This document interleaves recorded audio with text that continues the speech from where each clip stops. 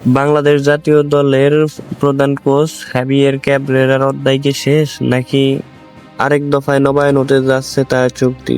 Javier Cabrera 2022 সালের 8 জানুয়ারি থেকে 4 বছর 3 মাস কিন্তু সে বাংলাদেশের প্রধান কোচের দায়িত্ব পালন করেছেন।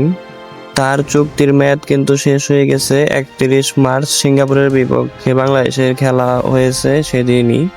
আগামীকাল কিন্তু জাতীয় দল কমিটির সভা বসবে, সেখানেই চূড়ান্ত হবে হাভিয়ের ক্যাবরেরাকে কি তারা রাখবে নাকি চুক্তি শেষ হয়ে গিয়েছে বলে অন্য নতুন কোচকে আবার যোগ দেবেন।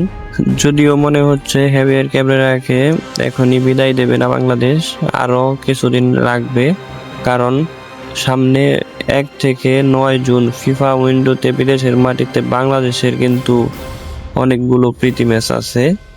এই অল্প সময়ে কোচের সন্ধান করতে গেলে খেলার ঘাটতি হতে পারে।